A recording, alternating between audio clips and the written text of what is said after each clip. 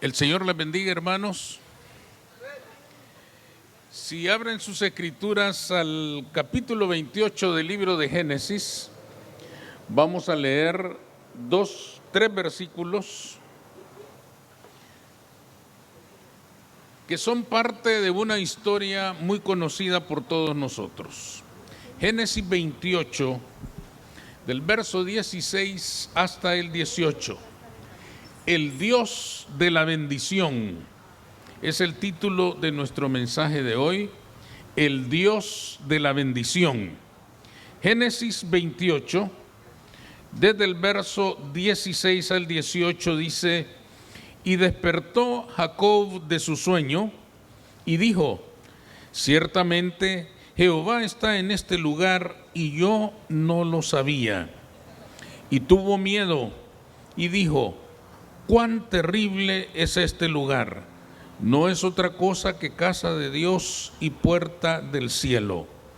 Y se levantó Jacob de mañana y tomó la piedra que había puesto de cabecera y la alzó por señal y derramó aceite encima de ella. Pueden sentarse, hermanos.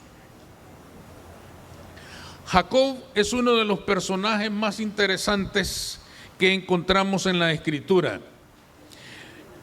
La palabra de Dios nos narra desde el momento que estaban en el vientre de su madre, desde el momento que nacen y todo lo que ellos hicieron a lo largo de su vida, junto con su hermano Esaú, su hermano gemelo. Y al momento de nacer, nos dice la palabra de Dios, fue un hombre que ya mostraba que aspiraba a alcanzar lo mejor de la vida. Nació desde el momento de nacer, mostraba ya, daba señales de que él era un hombre que quería alcanzar lo mejor de lo mejor, que quería alcanzar lo más excelente de la vida para sí mismo. Muchos entienden que esto ya se expresaba en su vida por el hecho mismo de que al nacer venía tomado de la planta del pie de su hermano. Casi todos los expertos en estos temas concluyen que lo que él intentaba era traer a su hermano de regreso al vientre de su madre y salir el primero, para ser él el primero, porque él no había nacido para segundos lugares, él debía ser el primero. Y por eso se llamó Jacob. Jacob significa suplantador. Le pusieron ese nombre justamente porque al momento de nacer mostraba esa disposición a suplantar lo que fuera, a quien sea y como fuera, para alcanzar para él lo mejor. Es decir, en este caso, él quería apropiarse de toda la bendición que según el pacto de Dios le correspondía al primogénito. A partir del día de su nacimiento, si ustedes siguen la pista de la historia de este hombre, él comienza a correr por alcanzar siempre el primer lugar. Él comienza a correr por ser siempre el mejor. Él comienza a correr por alcanzar lo mejor de lo mejor para sí mismo. No importaba lo que dijera el pacto del Señor, no importaba lo que dijeran los valores de la revelación de Dios a su pueblo. Él quería alcanzar lo mejor para sí mismo. Comienza él entonces a luchar por esa bendición y por eso se nos dice en la palabra que era un hombre sumamente interesado en que Dios bendijera su vida. El problema es que él quería alcanzarlo fuera como fuera. No importaban los medios, no importaba el método, no importaba la forma, la meta era alcanzar la bendición de Dios. Esta actitud de Jacob nos enseña a nosotros lecciones sumamente importantes. Hoy vamos a hablar de dos lecciones que nos enseña la vida de Jacob y esta actitud que él siempre tuvo de alcanzar todo lo mejor para sí. Lo primero que se nos muestra en este pasaje y en la vida de Jacob es que no puede haber bendición sin el Dios de la bendición. Él tenía una idea muy propia de Dios, la misma que tenían la mayoría de personas, la inmensa mayoría de personas en el Antiguo Testamento. El hombre del Antiguo Testamento pensaba que Dios estaba en el cielo, que descendía de vez en cuando a la tierra, visitaba a su pueblo, les daba instrucciones y luego regresaba al cielo a donde pertenecía. Ellos habían llegado a la conclusión de que un Dios tan santo, tan puro, tan perfecto, no podía permanecer en esta tierra pecaminosa, en esta tierra llena de perversiones. Él tenía que estar en el cielo, ese era su elemento natural. Ellos entendían que de vez en cuando descendía a la tierra. A Moisés descendía al monte, hablaba con él, le dio la ley y luego, según pensaban ellos, regresaba al cielo. Ahora, el gran problema es que el hombre antiguo testamentario creía que una vez que estaba de regreso en el cielo, él ya no se daba cuenta de todo lo que pasaba aquí en la tierra. Entonces el hombre antiguo testamentario se sintió muy cómodo con esa idea y pensó que aquí en la tierra podía vivir como se le diera la gana, porque al fin y al cabo Dios no se daba cuenta. Y esto explica la conducta de Jacob, que ayudado por su mamacita Rebeca, van a conspirar para engañar a su padre Isaac y apropiarse de aquella bendición. ¿Por qué pensaron de esta manera? Uno se tiene que preguntar cómo es posible que Jacob y su madre pensaran que podían engañar a medio mundo y aún así iban a tener la bendición de Dios. Esta es la explicación. Ellos decían, Dios ha hecho un pacto con el pueblo de Israel y Dios cumple lo que dice. Por lo tanto, el que reciba la bendición del primogénito, Dios va a cumplir. Ahora, pero como no está aquí, si la logramos a través del engaño, de la mentira, del abuso, de la hipocresía, de la falsedad, no importa, Él no se va a dar cuenta y Él va a cumplir su promesa. Él va a cumplir lo que ha dejado claro en su pacto. Por lo tanto, hermanos, Él está dispuesto a hacer cualquier cosa para engañar a su padre. Ayudado por su mamá, como ya dijimos, se engañan a su padre, ya casi ciego, anciano, pronto a morir, y de la manera más irrespetuosa abusan de la debilidad de aquel anciano para apropiarse de la bendición de su padre. Jacob entonces, una vez que ha logrado aquello, se dispone a ser feliz. Jacob dice, ya lo tengo, ya mi padre me dio la bendición, el pacto se tiene que cumplir y yo voy a tener prosperidad, paz, salud, dicha, seguridad, todo lo bueno que se puede esperar de la vida. No sabía él, hermanos, que las cosas iban a salir totalmente al contrario. Cuando Esaú se dio cuenta de lo que habían hecho, dijo estas palabras, ustedes la pueden encontrar arribita de donde leímos en el capítulo 27 y verso 41, dice Esaú, días de luto vienen a la casa de mi padre, porque yo voy a matar a mi hermano. Es decir, las cosas salieron totalmente contrarias a lo que él esperaba. Lejos de haber alcanzado aquella bendición que le aseguraba la dicha, la paz, la prosperidad, toda la felicidad del mundo, lo que le trajo fue una angustia tremenda, a tal punto que tuvo que salir huyendo de su casa. Imagínense qué cambio más drástico. Si ustedes leen ahí en esos pasajes, en esos capítulos, Jacob era un hombre que vivía junto a la falda de su mamá. Esaú era un hombre cazador de campo, él vivía las inclemencias del tiempo cuando salía a cazar. Era un hombre vigoroso, viril, peludo. Desde que nació, dice la Escritura, que cuando nació era como una bola de pelos. Imagínense cómo era de peludo ese hombre, ¿verdad? En cambio dice que Jacob era lampiño, Jacob siempre estuvo a la sombra. Jacob siempre estuvo en la comodidad de su casa. Jacob siempre estuvo junto a las faldas de su madre y su madre consintiéndole todo lo que pidiera. De manera que eran muy distintos. Cuando escucha que Esaú lo va a matar, él sabe que su hermano va en serio.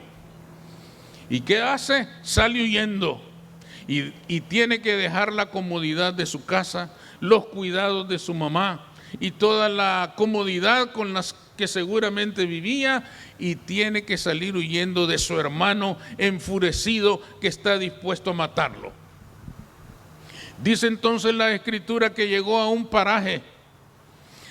Dice un paraje nada más, lo cual no nos dice si aquel lugar era hermoso, verde, agradable. Más bien era un lugar árido, porque puso una piedra por cabecera. De piedra era la cama y de piedra la cabecera. Era algo terrible. Había salido de toda aquella abundancia, confort y cuidados a vivir aquella vida desesperante, árida, angustiosa en la que se va a encontrar con el Señor. Terminó durmiendo. Cuando el cansancio lo venció, terminó durmiendo con una piedra por cabecera. ¿Qué nos enseña este primer punto a nosotros? Todo ser humano anhela y desea la bendición de Dios.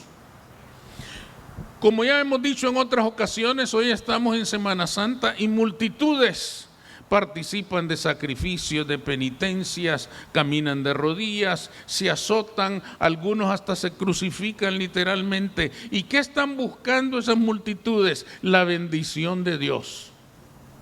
Porque todo ser humano, sea como sea, crea en lo que crea, todos buscan estar en paz con Dios y alcanzar su bendición. Alcanzar su bendición es tener paz, seguridad, salud, riquezas, comodidades, lo mejor de la vida.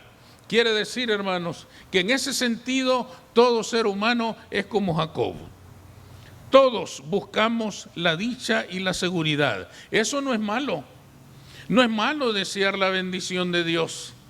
Es una necesidad natural en el ser humano buscar la bendición de Dios.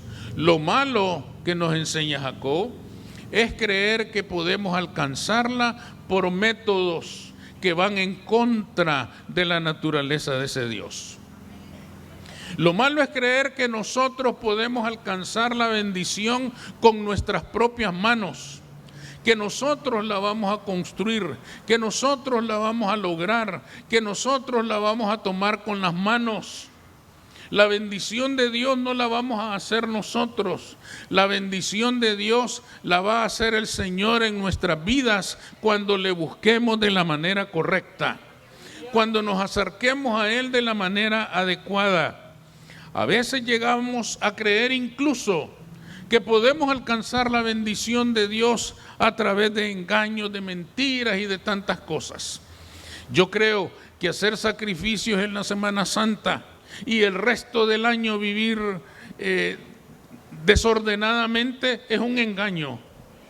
Es un engaño para nosotros y es la pretensión de querer engañar a Dios, de recogernos durante una semana, de hacer prácticas religiosas durante una semana, y cuando llega el viernes entierran a Jesús y al baile, a la fiesta, a la playa, a todo aquello. Y no es que eso sea malo en sí.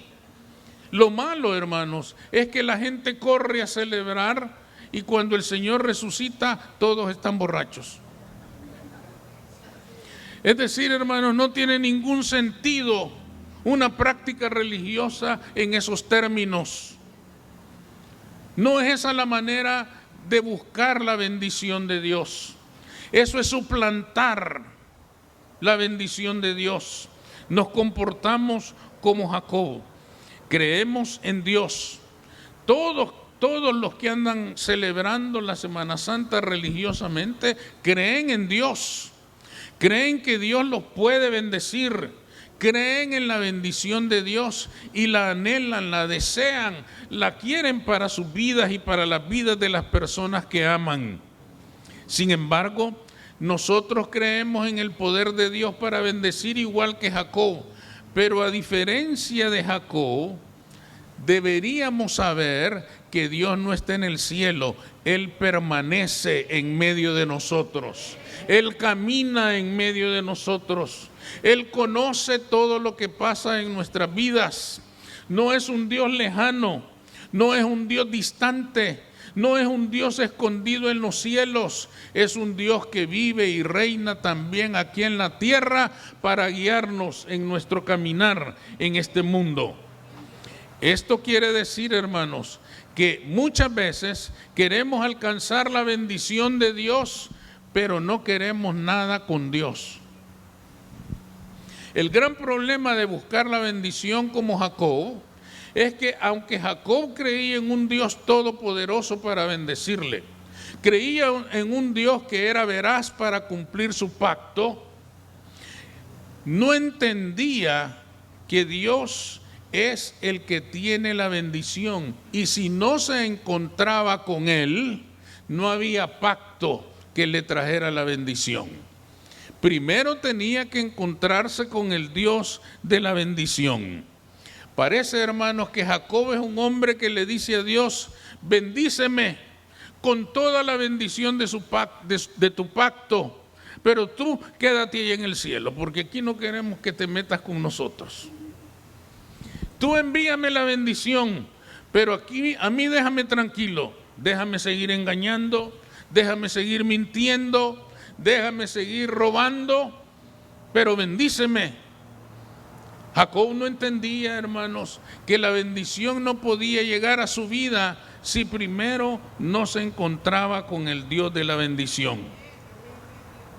Dios quiere bendecirnos a todos, pero lo que nosotros no entendemos, y Jacob tampoco entendía, es que la mayor bendición que un ser humano puede recibir de Dios es que Dios se mete en su vida.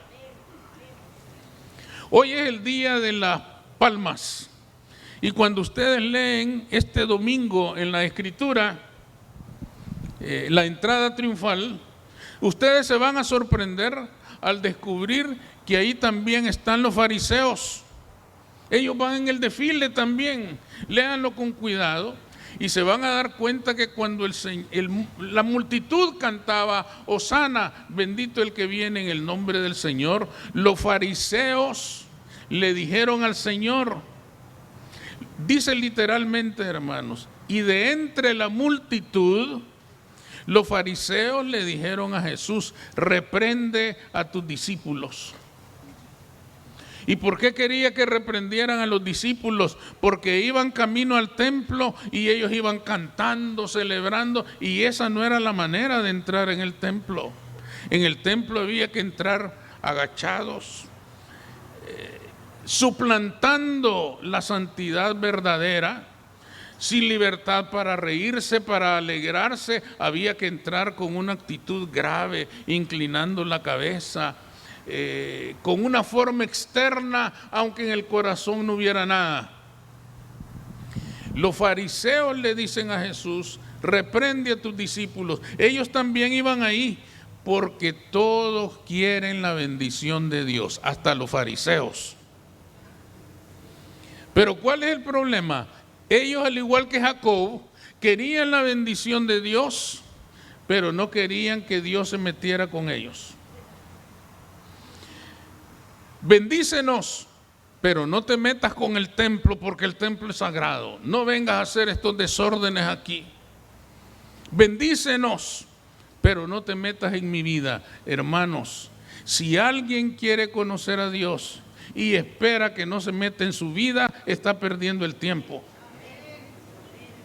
Dios se deja conocer porque quiere entrar en nuestra vida. porque quiere cambiar nuestra vida, porque quiere transformar nuestra vida. Si alguien busca a Dios, lo va a encontrar y Él se va a meter con usted, se va a meter con su vida, lo va a cambiar, lo va a pulir, lo va a transformar, lo va a convertir en una nueva criatura y le va a traer vida nueva, vida abundante. Él ha venido a darnos vida y vida en abundancia, pero para lograrlo se tiene que meter con nosotros. Jacob no entendía esto, él solo quería la bendición, pero conmigo no te metas. No es posible encontrar la bendición de Dios de esa manera. Él tenía que descubrir otro camino y eso nos lleva al segundo punto. La segunda cosa que nos enseña Jacob es que para recibir la bendición, primero hay que encontrarse cara a cara con el Dios de la bendición. Jacob tuvo un sueño. Vencido por el cansancio, se durmió en aquel paraje. Cayó rendido de sueño. Yo creo que no solo el sueño, sino también el susto de que su hermano lo iba a matar. Ustedes saben que una angustia interna, cuando se comienza a digerir, produce un sueño profundo, terrible, porque ha consumido nuestras energías. Y a él le pasó lo mismo. Y cayó profundamente dormido. Y fue entonces cuando Dios se le reveló. Y él miró una escalera cuyo extremo llegaba al cielo, dice, y ángeles que descendían y le ministraban a él. Él entonces, hermanos, comenzó a entender un poco de quién era Jehová. Dios le reveló en sueños y le dejó ver que de la situación en que él se encontraba, amenazado de muerte por su hermano, nadie lo iba a salvar, excepto Dios. Le dejó entender que si no era con él, que si no era con Jehová, él no tenía salida. Al despertar del sueño, hermanos, Jacob ha entendido muchas cosas que a lo largo de toda su vida nunca había comprendido. Las primeras palabras que él dice cuando despierta es: ¡qué terrible lugar es este! Dios está aquí y yo no lo sabía. Fíjense bien. Dice él: toda mi vida he ignorado que Dios está aquí, que Dios no está en el cielo, que Él está entre nosotros, que Él se mueve aquí entre nosotros. Hasta ese momento, por primera vez en su vida, Jacob está comprendiendo que Dios no es un Dios producto de una religión vacía, sino que es un Dios vivo, que se mueve entre el pueblo, que se mueve entre los hombres para bendecirlos. Hasta entonces lo comprendió y se despierta, hermanos, profundamente impresionado por aquella realidad. Fíjense bien, acabamos de decir que cuando un hombre se encuentra con Dios, Dios le va a cambiar la vida. Y a Jacob le cambió la vida. ¿Por qué decimos que le cambió la vida? Si ustedes leen el último versículo que leímos, en el 18, dice que él se levantó y la piedra en la que había dormido la tomó y la puso delante de Dios. Se acostumbraba en aquellos tiempos a hacer monumentos de piedra a los grandes eventos de la vida. Igual los hacemos nosotros hasta el día de hoy. En nuestros países, en todo país del mundo, hay monumentos de piedra a la libertad, a la independencia y a tantas otras cosas. Era una costumbre ya muy común en aquellos días. Él entonces toma aquella piedra, pero derramó aceite sobre ella. El aceite siempre fue, desde el Antiguo Testamento, un símbolo de adoración a Dios. Quiere decir, hermanos, que Jacob pasó de ser suplantador a ser adorador de Jehová. Fíjense que por eso Dios le va a cambiar el nombre y le va a quitar el nombre Jacob y le va a poner Israel, que quiere decir adorador. Porque darse cuenta de que Dios estaba ahí, de que Dios estaba en su vida, provocó que este hombre comenzara a adorar a Jehová. Y esto significa muchos cambios. Ustedes saben que no se puede adorar a Jehová sin reconocer humildemente que Él es Dios y nosotros somos pecadores. Sin reconocer con humildad que alejados de Él nada somos. Adorar implica, hermanos, reconocer la grandeza, la majestad, la soberanía, la misericordia, la bondad, el amor que Dios tiene por nosotros todos los días de nuestra vida. El amor que siempre nos ha profesado, un amor tan grande que lo llevó a entregar a su unigénito para que nosotros fuéramos salvos. Sin entender estas cosas es imposible acercarse al Dios verdadero. La vida de Jacob no volvió a ser la misma. A partir de aquel día, él comenzó a ser otra persona. Porque solo cuando Dios le cambia la vida a una persona, ha comenzado a bendecirlo. La bendición implica una transformación de la vida. No se puede, hermanos, recibir la bendición de Dios sin conocer a Dios y establecer una relación con Él. Nadie puede esperar la bendición de Dios pensando en Dios y en su bondad y en su amor una vez al año.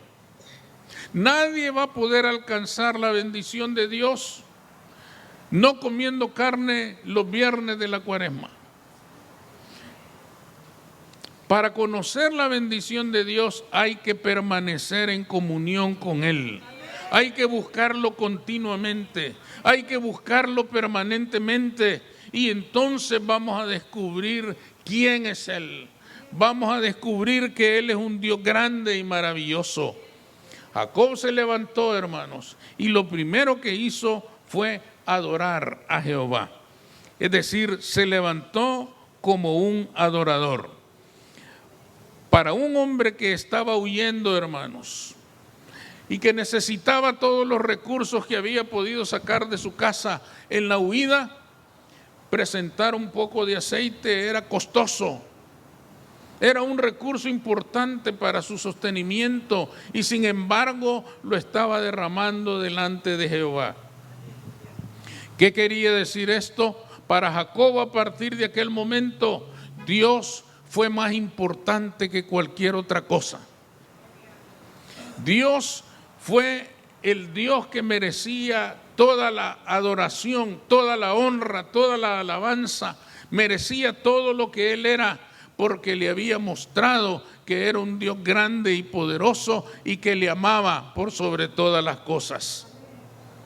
Nosotros a veces, hermanos, queremos toda la bendición de Dios, pero no queremos venir a Él con la actitud adecuada. Queremos toda la bendición de Dios, pero no queremos adorarle. ¿En qué términos no queremos adorarle? Nosotros como hijos de Dios, muchas veces queremos las bendiciones de Dios que no falten en nuestra vida, pero no tenemos compromisos con Él. Pero no tenemos compromisos de fidelidad, de servicio. No tenemos compromiso de testificar al que no lo conoce del nombre de Jesucristo. Queremos la bendición, pero no queremos compromiso. Somos como los fariseos de la entrada triunfal. Dame tu bendición, pero mi vida déjamela como está. Dame todo lo bueno que yo anhelo. Dame todo lo bueno que tú tienes para mí. Pero déjame vivir mi vida como a mí me gusta. Déjame vivir mi vida como a mí me parece que es mejor. Cuando pensamos de esta manera, hermanos, estamos demostrando que queremos la bendición, pero no queremos nada con el Dios de la bendición. Y lo que nosotros necesitamos es conocer al Dios de la bendición, porque Él es el que nos va a bendecir. Él es el que tiene nuestra bendición. Él es lo que tiene todo lo que nosotros anhelamos. Por lo tanto, la meta nuestra al llegar a la casa del Señor es venir a buscar no la bendición, sino al Dios de la bendición. A veces, hermanos, a las personas se les podría preguntar, ¿por qué se congrega usted? Porque quiero que Dios me bendiga. O porque quiero la bendición. Cierto, está bien que deseemos la bendición, pero no se nos olvide que a quien tenemos que buscar y con quien tenemos que encontrarnos es con el Dios de la bendición. Y si nos encontramos con Él y le adoramos a Él, la bendición va a llegar a nuestra vida. La bendición va a permanecer en nuestra vida. Es a Dios a quien venimos a buscar. Su bendición llegará como resultado de encontrarnos con Él. Si nos encontramos con Él cara a cara, la bendición va a llegar a nosotros. ¿Se acuerdan ustedes de aquellos jóvenes que hicieron descender por el techo a un muchacho paralítico? Uno tiene que preguntarse, ¿y por qué se tomaron esa molestia de bajarlo aún por el techo? Yo creo que estos jóvenes habían entendido estas cosas. Estos jóvenes se dieron cuenta, dice el relato de ese pasaje, que había una multitud en aquella casa. Y dijeron, por aquí no entramos. Por el techo. ¿Pero por qué? ¿Para qué tomarse tanta esa molestia? Si Él era Dios y los podía bendecir desde allá. Ellos entendieron que lo que buscaban para aquel enfermo lo tenía el Señor. Y por lo tanto el enfermo tenía que encontrarse con el Señor para que el Señor lo sanara. Y por eso lo pusieron frente a Él. No encontraron otra manera sino bajarlo por el techo. Y se puso frente a la mirada de Jesús. Y Cristo lo sanó. Porque Él es todopoderoso. Porque Él tiene la voluntad de sanar. Pero hay que encontrarse con Él. Estos jóvenes lo entendieron. Y como resultado, aquel joven fue sanado. Es entonces importantísimo para nosotros, hermanos, que comprendamos que la bendición es algo que anhelamos, pero debemos anhelar encontrarnos con el Dios de la bendición. Porque si nos encontramos con Él, la bendición está garantizada. Él está aquí para bendecirnos. Por lo tanto, encontrémonos con Él y recibamos nuestra bendición, porque Él es fiel y Él cumplirá todo lo que nos ha prometido. Amén. Vamos a orar. Señor, te damos las gracias por este día tan especial, Señor, en el cual llegamos a tu casa para buscar tu presencia. Ayúdanos para que cumplamos el propósito de estar en este lugar, encontrarnos contigo, mirarte a los ojos y que tú nos mires a nosotros, porque tú eres el Dios que tiene la bendición, porque tú eres el Dios que tiene esa bendición que anhelamos para nuestras vidas. Señor, ayúdanos para que como Jacob podamos reconocer que este es un terrible lugar. Un lugar terrible porque es tu casa, es casa de Dios y puerta del cielo. Aquí está tu presencia y tú eres el que nos va a bendecir. Ayúdanos, Señor, para que podamos dar libertad a nuestra mente, a nuestro corazón, para alabarte, para bendecirte, para cantarte con el alma, para derramar nuestras almas como un aceite sobre aquella piedra, como expresión de nuestra adoración.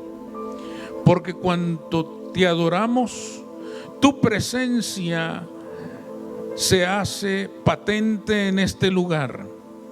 Y si tú estás aquí y nosotros te encontramos, nuestra bendición está garantizada.